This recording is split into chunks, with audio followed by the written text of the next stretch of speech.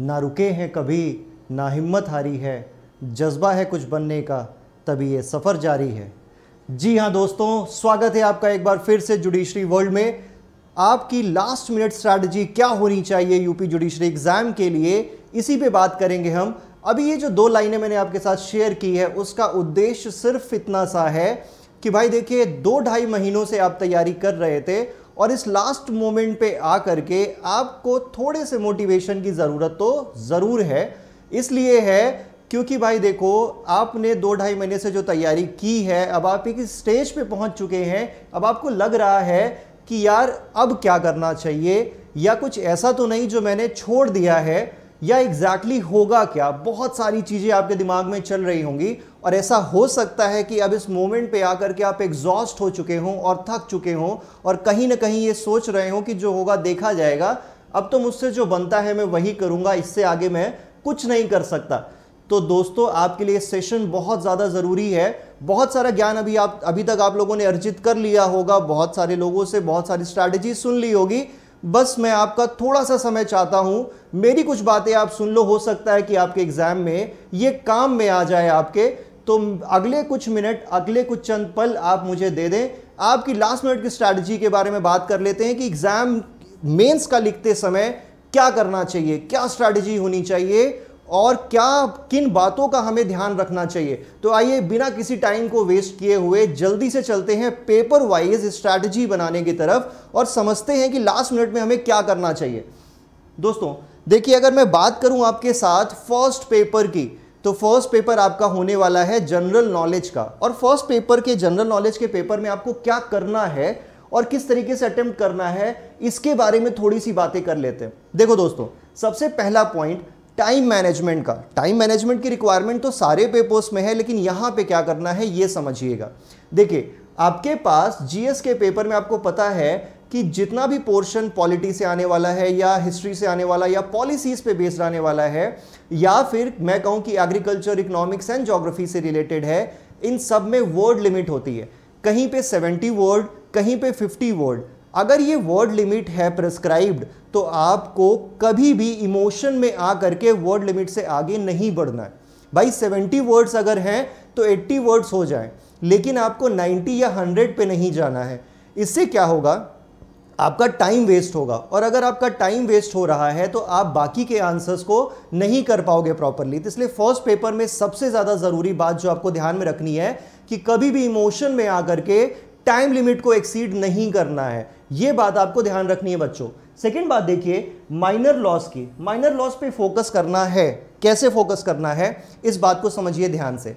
अब minor loss first time mains में आ रहा है, हमें यह नहीं पता कि कितना सिलेबस आने वाला है और एग्जैक्टली क्या पूछा जाएगा, किस तरीके के क्वेश्चंस होंगे, क्या वहां पे भी वर्ड लिमिट होगी जैसा कि जनरल नॉलेज के पेपर में होता है। देखिए, आमतौर पे आपको ये निकाल करके ये लिस्ट बना लेनी चाहिए कि देखो ये 9 सब्जेक्ट्स हैं और इन सब्जेक्ट्स में से हर एक सब्जेक्ट में ये मेंस का एक क्वेश्चन बनता है, 1 या 2 डिपेंडिंग अपॉन द सब्जेक्ट। जैसे पॉक्सो है, बड़ा सब्जेक्ट है, तो इसमें से आप 3-4 क्वेश्चन बना सकते हैं। एक ऑफेंसेस से रिलेटेड, एक उसके प्रोसीजर से रिलेटेड, एक उसके एविडेंस और सीक्रेसी ऑफ द चाइल्ड, और ये सारी चीज़ों से रिलेटेड आप क्वेश्चन बना सकते हैं और उसकी सिनॉप्सिस बना करके पहले से तैयार रख लीजिए। अभी आपके पास समय है 1 दिन का। हो सकता है कि अभी आप इस समय ट्रैवल कर रहे होंगे, लेकिन फिर भी आपके पास इतना समय है कि आप उन लोकल लॉस पे थोड़ा सा ध्यान दे लें और एक सिनॉप्सिस बना करके रख लें। अब देखिए, बात आती है अगर वर्ड लिमिट की। ये क्वेश्चन भी अगर वर्ड लिमिट पे आ गए, लोकल लॉस, ये माइनर लॉस वाले भी, तो आपको क्या करना है, फिर तो वर्ड लिमिट के हिसाब से आपको लिख देना है। लेकिन एक वर्ड लिमिट नहीं है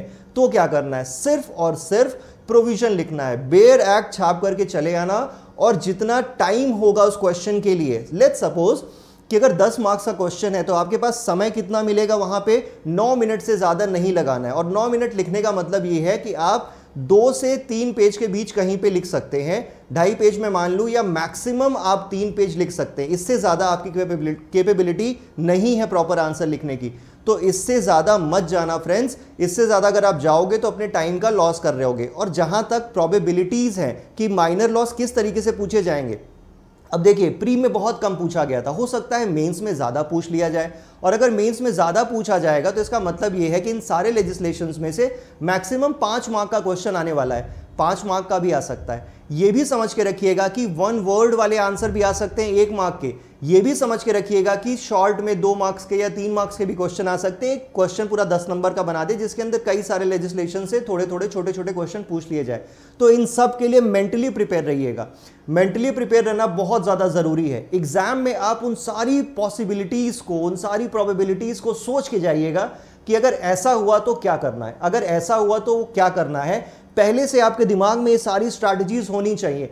कई बार ऐसा होता है कि जो हम एक्सपेक्ट करके गए थे वो उसकी जगह कुछ और पूछ लिया जाए, अनएक्सपेक्टेड सी चीज़ आ जाए या पैटर्न में कोई चेंज हो जाए तो हम बहुत ज़्यादा पैनिक कर जाते हैं। और अगर हम पैनिक कर गए मेंस के आंसर को लिखते वक्त तो ये समझ के चलिएगा कि आपका पूरा का पूरा पेपर डूबने वाला है। तो ऐसी गलती बिल्कुल भी मत करना और प्रॉपर स्ट्रैटेजी के साथ बना के जाना कि जनरल नॉलेज के पेपर में एग्जैक्टली मुझे करना क्या है।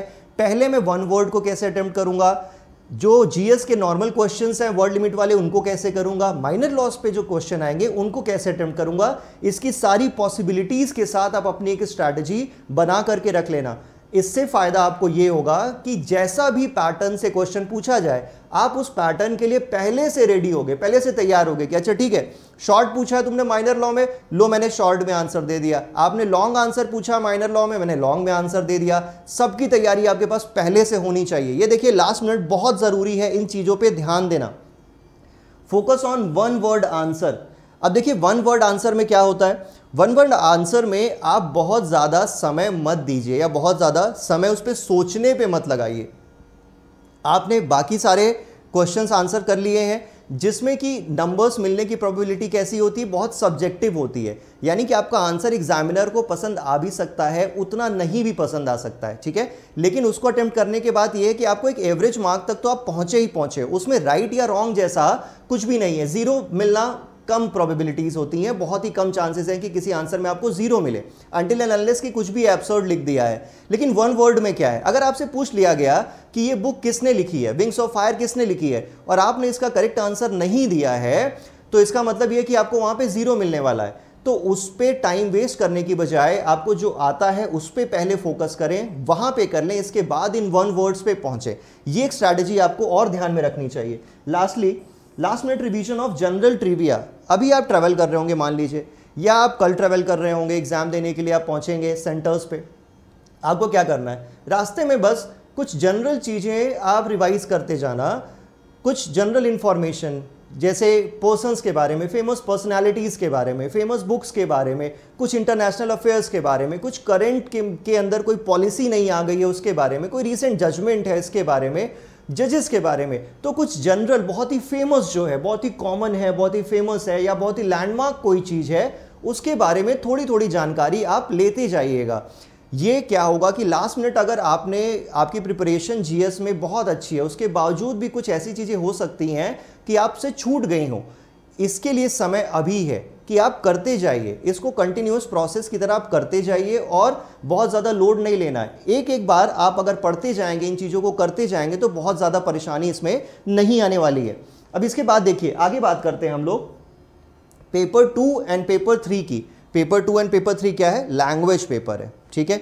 अब लैंग्वेज पेपर को कैसे अटेम्प्ट करना है, तैयारी आपने सारी कर ली है, आपको पता है कि भाई 3 चीज़ें आने वाली हैं। एक मुझसे ऐसे पूछा जाएगा, एक मुझसे पूछा जाएगा कि प्रेसी लिख दो इस चीज़ की, और ट्रांसलेशन आपको करने को पूछ लिया जाएगा। अब देखिए जस्ट अ सेकेंड फ्रेंड्स,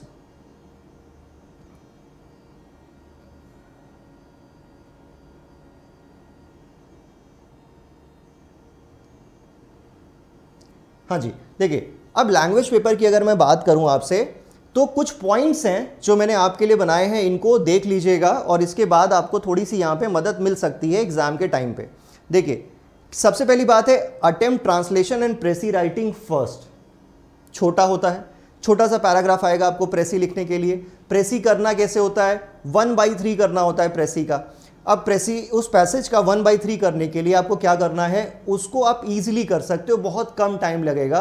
यानी कि मान के चलो आपकी 100-200 वर्ड ही है मैक्सिमम जो आपको लिखने हैं, 200 वर्ड 250 वर्ड के आसपास, और इन वर्ड ये 200-250 वर्ड लिखने में आपको बहुत ही कम समय लगेगा। उसी के साथ साथ अगर आप बात करें ट्रांसलेशन की, तो वो भी एक पैसेज होता है, छोटा पैसेज होता है, आप उसको भी वहीं पे सबसे पहले देख लें, मार्क कर लें उन वर्ड्स को कि इसके लिए प्रॉपर वोकैबुलरी क्या होगी, प्रॉपर ट्रांसलेशन में क्या आएगा, अगर इस सेंटेंस में मुझे इस वर्ड को यूज़ करना है तो उसका कौन सा टेंस लगेगा, या फिर इसमें कौन सा सिनोनिम ज़्यादा अच्छा होगा इस वर्ड के लिए। तो इस तरीके से पहले इन दोनों को अटेम्प्ट करें या इनके बारे में सोचें, फिर आप ऐसे पे जाएं।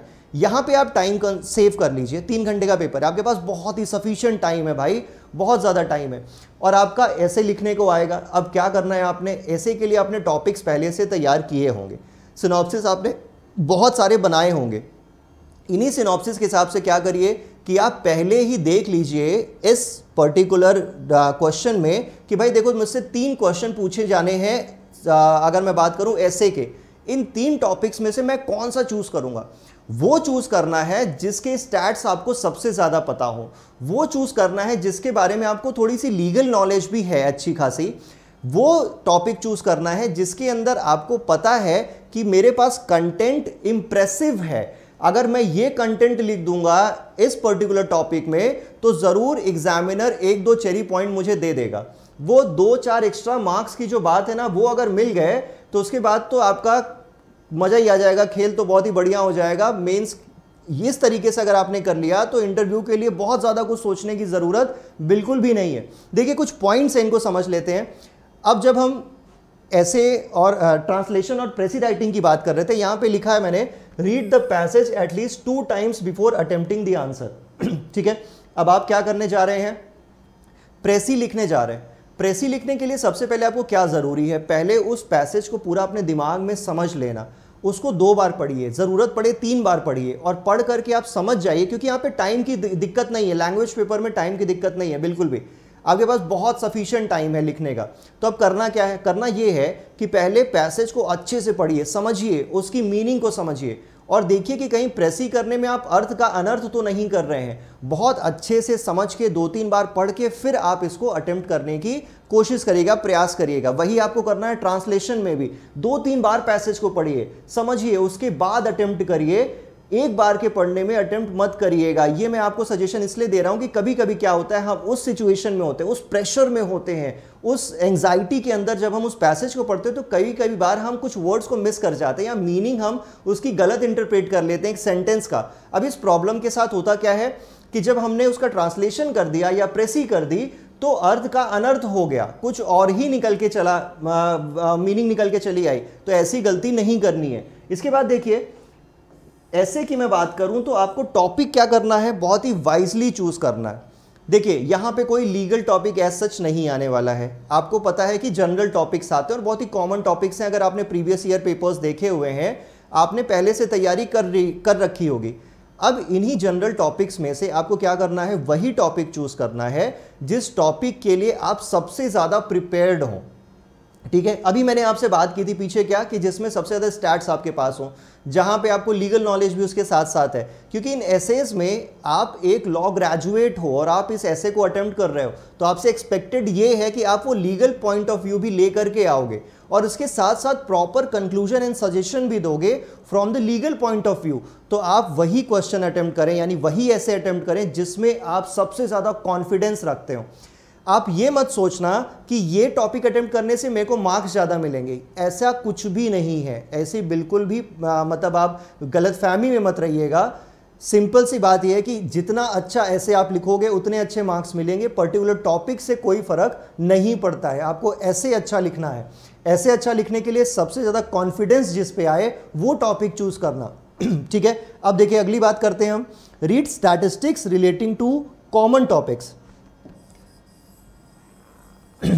मान लो आपको वुमेन एम्पावरमेंट से रिलेटेड कुछ लिखना है, या चाइल्ड सेफ्टी से रिलेटेड कुछ लिखना है, सेक्सुअल ऑफेंसेस से रिलेटेड कुछ लिखना है, तो आपके पास कुछ स्टैटिक्स, कुछ डेटा होना चाहिए। मान लीजिए कि आप अभी रास्ते में हो या अभी आप जा रहे हो एग्जामिनेशन के लिए और आपके पास समय है थोड़ा सा, आप आधे घंटे कुछ पढ़ सकते हो और आपका नॉर्मल लॉ पढ़ने का मन नहीं कर रहा है। ऐसे में क्या कर सकते हो, ठीक है, ऐसे में देखो इसके लिए तैयारी कर लो, डेटा निकाल लो। एनसीआरबी की वेबसाइट पे चले गए और वहां से देख लिया क्राइम से रिलेटेड डेटा क्या है, कोई इंटरनेशनल सर्वे है उसका रिपोर्ट देख लिया, ह्यूमन राइट्स इंडेक्स में कितना है इंडिया का नंबर, कौन सी रैंक है वो देख लिया, हैप्पीनेस इंडेक्स में क्या है वो देख लिया।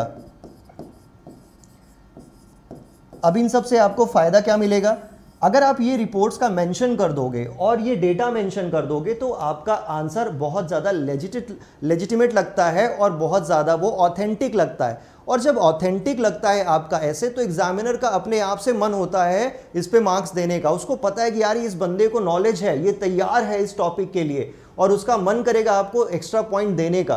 तो ऐसे लिखते वक्त ये चीज़ें ज़रूर ध्यान में रखें। ऐसे लिखते वक्त देखिए एक कॉमन चीज़ है जो बहुत सारे लोग करते हैं, लेकिन उससे कोई फ़ायदा नहीं होता आपको। आप ऐसे लिखने जा रहे हैं, आप स्टार्टिंग में क्या करते हैं, आपने कोई संस्कृत का श्लोक लिख दिया, आपने कोई कोटेशन लिख दी। देखिए ये अननेसेसरी है। आप क्या होता है, कई बार वो मिसप्लेस्ड होता है, कई बार वो आपकी थीम के साथ जाता नहीं है। जस्ट टू शो कि हमने एक श्लोक प्रिपेयर किया है या एक कोई कोटेशन प्रिपेयर की और उसको हमने छाप दिया, वो अच्छी बात नहीं है। वो हर ऐसे के साथ नहीं जाता। हो सकता है उस थीम के साथ वो बैठ ही ना रहा हो सकता है कि वो एकदम उसके ऑपोजिट हो।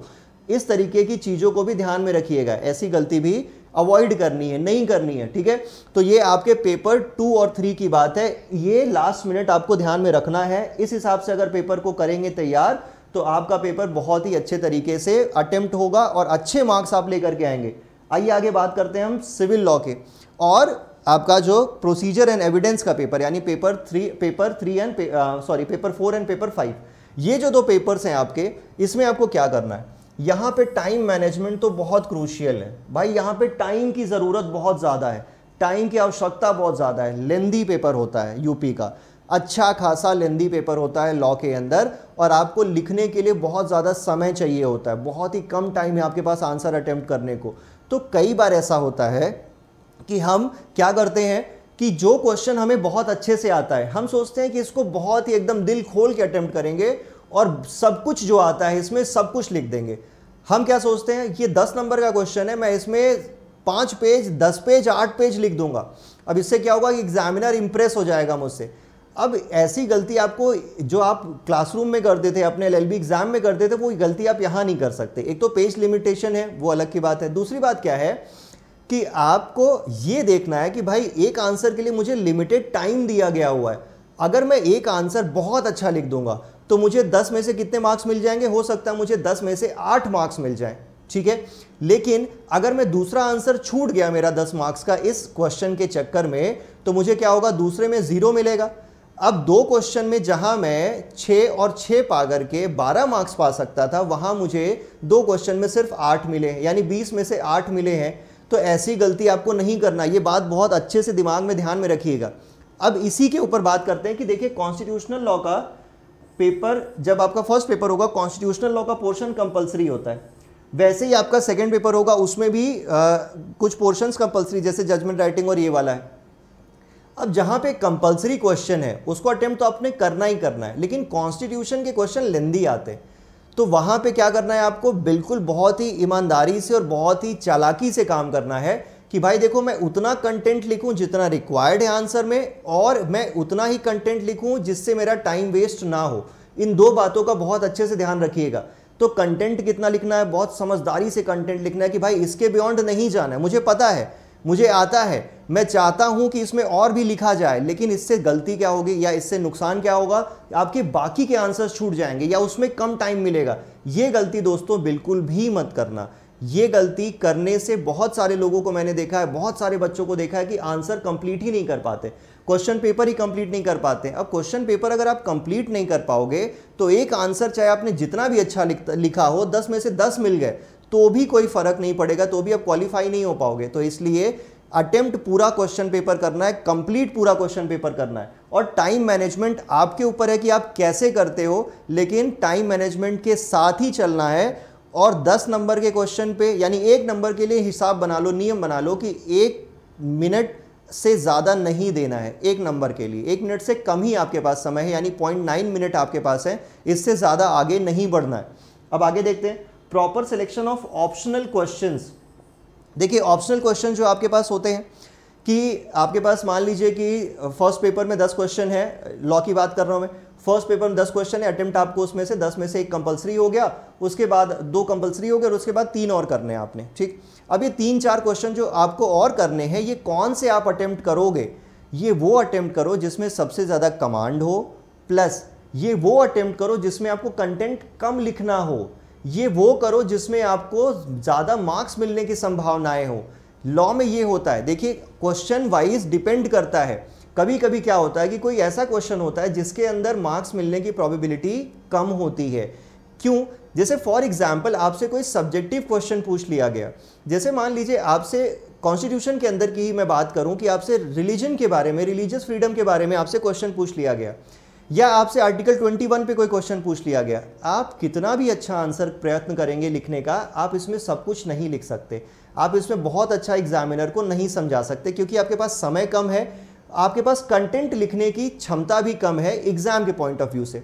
अब देखिए इसमें क्या होगा कि एग्जामिनर आपको बहुत ज़्यादा मार्क्स नहीं दे सकता, लेकिन वहीं अगर आपसे रिजर्वेशन पे क्वेश्चन पूछा जाए, कॉन्सिक्वेंशियल सीनियरिटी पे पूछा जाए, आर्टिकल 15 से पूछा जाए, स्पेसिफिकली आर्टिकल 16 से पूछा जाए किसी क्लॉज से, तो वहाँ पे आपके पास पूरा कंटेंट लिखने का समय है, यहाँ पे आपको मार्क्स ज़्यादा मिलेंगे। तो जब भी आपको चूज़ करना हो 2 क्वेश्चन के बीच में से कि कौन सा मैं करूँ क्वेश्चन, तो ऐसे में अटेम्प्ट वही क्वेश्चन करना है जिसके अंदर कंटेंट कम लिखना है, समय कम लगेगा और मार्क्स भी ज़्यादा मिलेंगे।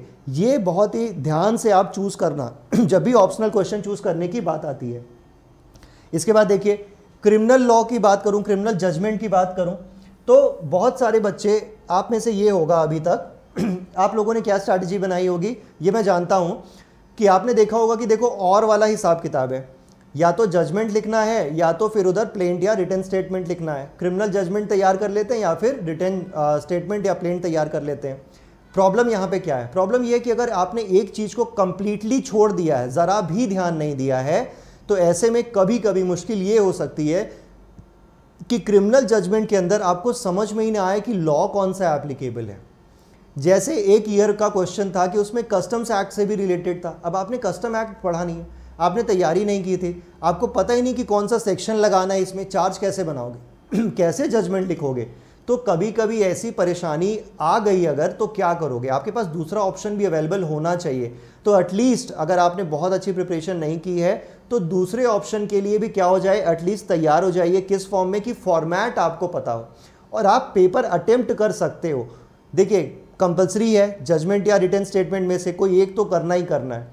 अगर आपने जजमेंट अटेम्प्ट किया क्रिमिनल का और आपने सही लॉ नहीं लगाया तो आपका पूरा का पूरा पेपर बर्बाद हो गया, यानी पूरा का पूरा वो क्वेश्चन बर्बाद है, उसमें अच्छे मार्क्स नहीं मिलने। फॉर्मेट के जो 2-3 मार्क्स मिल जाए, लेकिन बाकी और अच्छा मार्क्स नहीं मिलना है। लेकिन अगर आपने दूसरा अटेम्प्ट किया जिसमें आपको पता है कि डिफ़िकल्टी नहीं है, लेकिन मैं बहुत अच्छे से, मुझे फॉर्मेट नहीं, बहुत अच्छे से नहीं आता है इसका आंसर, फॉर्मेट आता है, फॉर्मेट के हिसाब से आपने फिट भी अगर कर दिया इसके अंदर, तो भी ये फ़ायदा होगा आपको कि आपका काम चल जाएगा। यानी कि मान लो आप एक्सपेक्ट कर रहे थे कि मुझे 40 में से मैं यहाँ पे 35 स्कोर कर लूँगा या 32 स्कोर कर लूँगा, तो हो सकता है कि आप 25 तक स्कोर कर पाओ, 22 तक स्कोर कर पाओ, लेकिन ये भी बुरा ऑप्शन नहीं है या बुरे मार्क्स नहीं है, क्योंकि अभी आपके पास बाकी बचा हुआ है और वहाँ पे अभी काम करना है। बाकी के जो एविडेंस के और सीआरपीसी और सीपीसी के क्वेश्चन हैं उन पे भी अभी काम करना है, तो वो ऑप्शन आपके पास हमेशा होगा और वो ऑप्शन अच्छा ऑप्शन होगा, आप उसको बहुत अच्छे से अटेम्प्ट कर सकते हैं और मार्क्स अपने यहाँ पे भी आप कवर कर सकते हैं। तो जजमेंट राइटिंग के बारे में मेरी ये बात बहुत ध्यान से रखना कि ऐसी परिस्थिति में आप पैनिक ना करो और ऐसी परिस्थिति में आप दूसरी पॉसिबिलिटी के लिए भी तैयार रहो, यहाँ आपका फ़ायदा होगा। इस बात को ध्यान में रखिएगा दोस्तों। आगे देखिए, फिनिश द पेपर कम्प्लीटली, ये लास्ट, ये तो बात मैंने अभी कई बार कही और आपको भी पता है कि भाई देखो पेपर पूरा अटेम्प्ट करना है, पेपर पूरा अटेम्प्ट करना है, चाहे जो हो जाए, क्वेश्चन कोई भी नहीं छोड़ करके आना है। टाइम मैनेजमेंट की बात सिर्फ इसीलिए की जाती है कि पेपर पूरा का पूरा अटेम्प्ट करना है। भाई बहुत रेयरेस्ट कंडीशन में अगर ऐसा कुछ हो गया कि एक आध क्वेश्चन छूट गया तो चलो छूट गया, उससे ज़िंदगी नहीं ख़राब होगी या ना आपका सिलेक्शन एकदम ही उसके ज़ीरो नहीं हो जाएगा, लेकिन कोशिश यही करनी है कि भाई जितना हो सके जी जान लगा देना है और हर पेपर को पूरी तरीके से आपको अटेम्प्ट करना है, हर एक क्वेश्चन का आंसर करना है, ये बहुत ज़रूरी बात है। आगे अगर मैं बात करूं आपसे लास्ट पेपर की, लोकल लॉज की, पेपर 6 की, इसमें क्या करना है दोस्तों? देखिए पेपर 6 के अंदर आपके पास है कि लोकल लॉज जो हैं ये यहाँ से आपके पास 150 क्वेश्चन है, 150 मार्क्स हैं, सॉरी। अब 150 मार्क्स के लिए आपको क्या करना है, बहुत सारे लोकल लॉज थे आपके पास, इनकी आपने तैयारी की है। अब इसमें आपको एग्जैक्टली नहीं पता कि कंपलसरी में क्या होगा या फिर ऑप्शनल में क्या होगा, तो आपने जो भी लॉज आपके सबसे अच्छे, कंपलसरी में तो आप कुछ कर नहीं सकते, लेकिन जो लॉज आपके बहुत अच्छे से तैयार हैं, ऑप्शनल में आप वही अटेम्प्ट करेंगे, ये तो लॉजिकल सी बात है। अटेम्प्ट कैसे करना है, बहुत ज़्यादा समय नहीं देना है, या फिर इसको अटेम्प्ट करने में आपको वो जुरिस्प्रूडेंस इसका नहीं लिखना है, कहानी नहीं लिखनी है, हिस्ट्री पे नहीं जाना है, इसकी ज्योग्राफी पे नहीं जाना है, इसको समझाना नहीं है आपको एग्जामिनर को, बस क्या करना है, बेयर एक्ट की लैंग्वेज को लिख करके चले आना, और कुछ नहीं करना लोकल लॉ में, सिर्फ और सिर्फ बेयर एक्ट की लैंग्वेज को वहाँ पे उल्टी करके चले आना भाई। अगर बहुत ही मतलब मैं क्रूड लैंग्वेज में कहूँ तो यही करना है और कुछ नहीं करना दोस्तों, बस इतना करिएगा और आपका पेपर बहुत अच्छे से अटेम्प्ट होगा।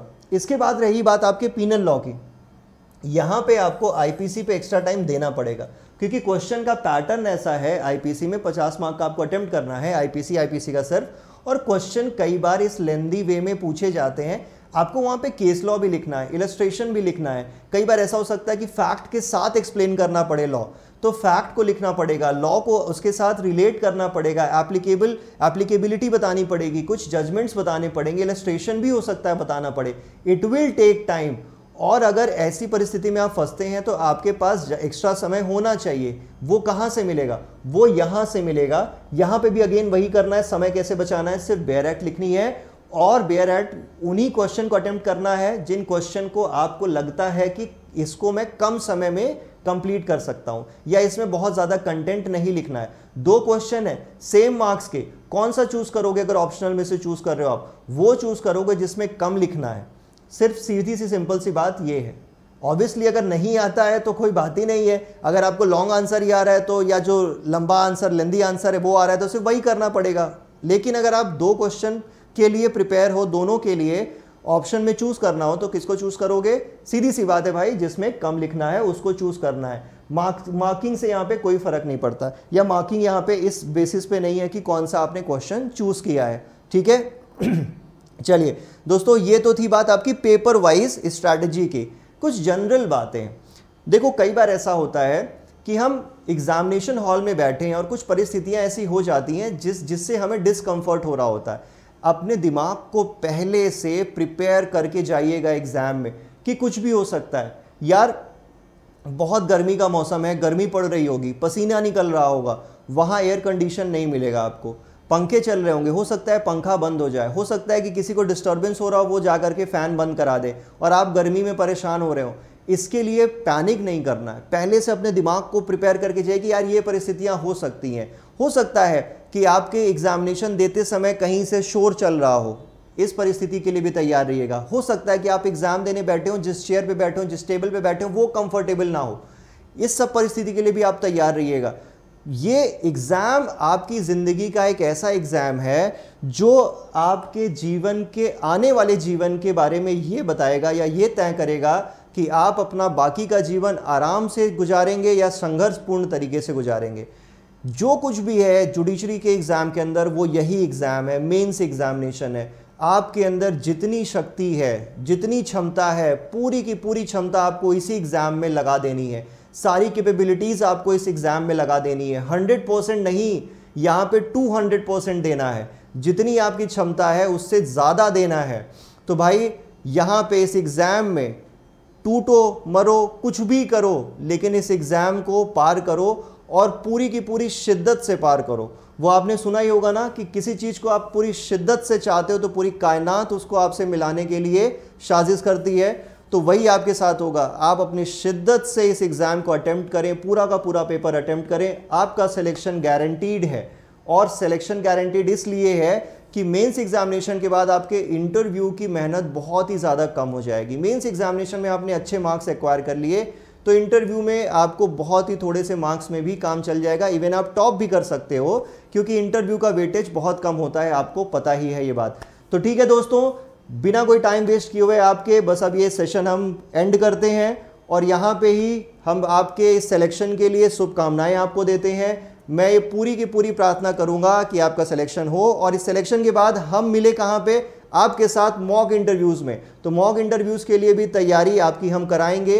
इंटरव्यू के लिए तैयारी कैसे होगी, मॉक सेशंस हम आपके लेंगे और उन मॉक सेशंस के थ्रू ही हम आपको बताएंगे कि आपको इंटरव्यू के लिए क्या करना है। तो दोस्तों मिलते हैं अब आपसे डायरेक्ट ही हम कहाँ पे, मॉक इंटरव्यू के लिए आपके। Thank you so much.